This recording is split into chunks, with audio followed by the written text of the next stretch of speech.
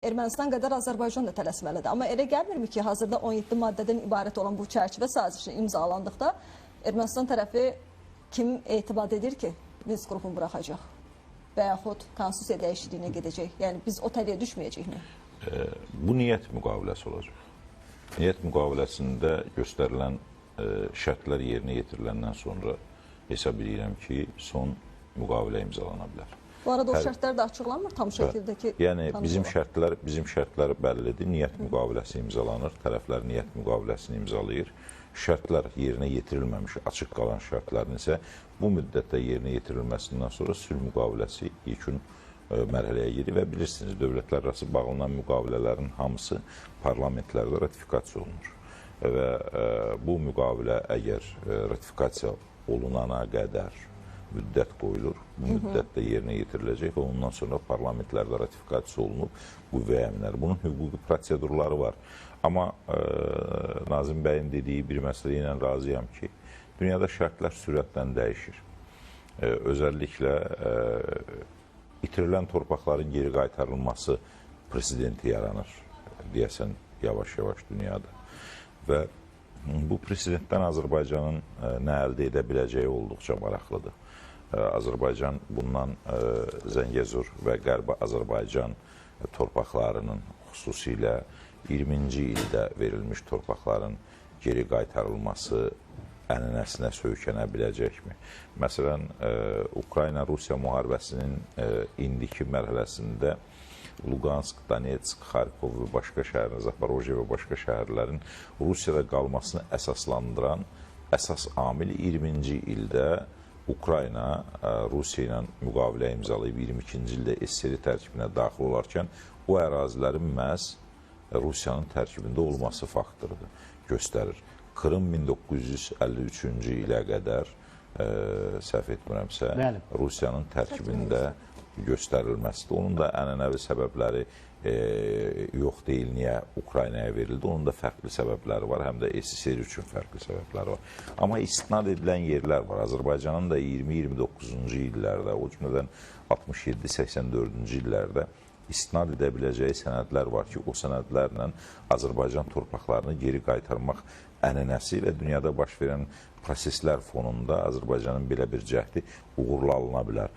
Amma bu uğurlu alınma məsələsində nə dərəcədə dünyanın, nə dərəcədə region ölkələrinin, o cümlədən Rusiyanın yenidən Ermənistanın Rusiyaya sığınaraq Rusiyanın vasitəsilə geri dönüşünü təmin etmək kimi bir imkanlar əldə edə biləcəyi nə dərəcədə ciddidir, onu ölçmək lazımdır. Çünki Rusiyanın Ermənistanla münasibətlər sistemində yeni bir mərhələnin başlanması anonsunu əslində Paşinyan son dövrlərdə çox açıq şəkildə verir. Moskvada ilə parada getməsi ilə bağlı. Nümayəndə heyətinin yeni nümayəndə danışıqlar üçün özünə yaxın nümayəndə heyətinin də Rusiyaya göndərilib danışıqları aparması ilə bağlı müəyyən siqnallar var.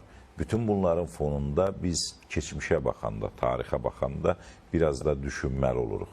Acaba biz Rusiya ilə Ermənistan müttəfiqliyinin və yaxud da gizli danışıqlarının müqabilində torpaqlarımızı itirmədikmi? Bu proses yenə bizim üçün təkrarlana bilərmi? Yoxsa arxain olduğumuz və yaxud da güvəndiyimiz başqa nüanslar da varmı? Tutaq ki, Türkiyə indi dünyada fərqli bir gücdədir, fərqli bir yerdədir. Amma bizə konflikt lazımdır, biz o mərhələyə keçə bilərik. Biraz strateji düşünməliyik, mən hesab edirəm. O strateji düşünmənin içərisində nə var? Biz Cənubi Qafqazın demoqrafik və iqtisadi üstünlüklərinə görə lider dövlətiyik. Bunu kimsə dəyişə bilməyəcək. Və Azərbaycan əhalisi artıma doğru gedirsə, Ermənistan əhalisi azalmaya doğru gedir. Biz Cənubi Qafqaz birliyi ideyasını yenidən gündəmə gətirə bilərikmi? Ümumiyyətlə bu birlik ideyasından, hər zaman birlik ideyasından bizdən qoparıblar.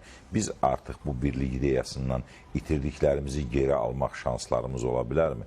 Demoqrafik üstünlüklərimizdən və yaxud da iqtisadi üstünlüklərimizdən, transmilli layihələrdən və o cümlədən tranzit imkanlarımızdan istifadə edərək bugün Ermənistanın ərazisi hesab olunan, amma tarixi Azərbaycan torpaqları olan əraziləri geri qaytarmaq kimi bir imkanlarımız yarana bilərmi? Axı dünya biraz fərqli şəkildə idarə olunur. Biraz da fərqli yöndən yanaşırlar.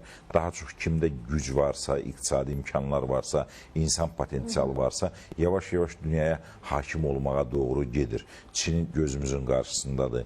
Hindistanın artan imkanları gözümüzün qarşısındadır. Bütövlükdə Avropa coğrafiyasında iqtisadi və insan faktorları Rusiyanın geriləməyə getməsinin əsas amillərindən biri xam mal ixracçısı olması və o cümlədən insan potensialının günü-gündən azalması. Təkcə Rusiyanın müstəqillik dönəmində, yəni SSR dağıldıqdan sonra Rusiyanın boşaldılan kəndlərinin sayı artıq 6000-i keçib. 6000 kənd demək olar ki, tamamilə bomboşdur. Və bu o deməkdir ki, Rusiyada demoqrafik bir proses geriyə doğru gedir və Rusiyada bugün 12-14 milyona yaxın mühacirin işçi qüvvəsinin gəlməsi əslində Rusiyanı bir qədər ayaqda saxlayır. Rusiyanı ayaqda saxlayan başqa faktorlar yoxdur. Azərbaycan bu faktorlara görə Gürcüstan və Ermənistandan qat-qat güclüdür. Bu faktorları əlində olduğu müddətdə daha pozitiv yerlərdən yanaşaraq, daha pozitiv mövqelərdən yanaşaraq dünyanın ənənəvi hökmranlıq etdiyi sahələrdən prosesə girə bilərmi? Yoxsa biz elə ömrü boyu qazandığımızı müharibəyə xərcləməliyik və yaxud da müharibəyə bizi cəlb etməlidirlər ki, Ermənistan yenidən Rusiyaya sığınarsa və onun ikinci dəfə müstəqillik dönəmlərindən sonra, SSR dağılandan sonra forpostu olmağa razılıq verərsə ki, Paşinyanın hakimiyyətə gəlişindən 2018-ci ilin may ayından bu yana bu tendensiya, forpost tendensiyası qismən azaldığı bir dövrdə ikinci dəfə bunu qəbul edərsə nələr olacaq? Yeri gəlmişkən bundan əvvəl buna Ter-Petrosyan cəhd etmişdi və o Ter-Petrosyanın cəhdində uğursuzluq və xüsusilə Qarabağda torpaqların işğaldan azad edilməsi prosesi getdiyinə görə 92-ci ilin iyul ayının 13-də Ter-Petrosyan razılaşdı və 21-i Gümrüdə Rus qoşunları özlərinin bazalarını yaratdılar. Bu da yenidən bu və ya digər şəkildə təkrarlana bilərmi? Hələ İran ətrafında cərəyan edən proseslərin nə dərəcədə davam edəcəyi və İranın da Ermənistanla bizim istəyimizdən asılı olmayaraq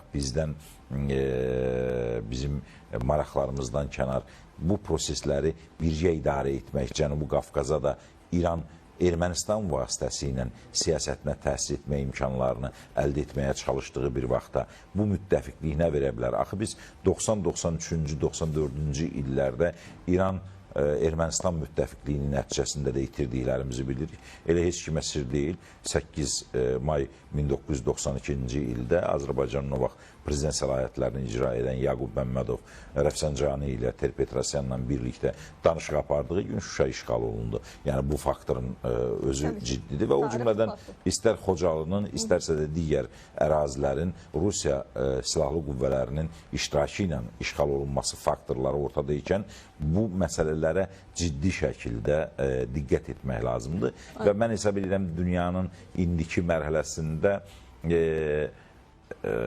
daha çox siyasətlə prosesləri aparmaq lazımdır. Hərbə meyl edən və yaxud da hərbi üsullarla nələrisə əldə etmək cəhdini ən son variant kimi istifadə etmək lazımdır.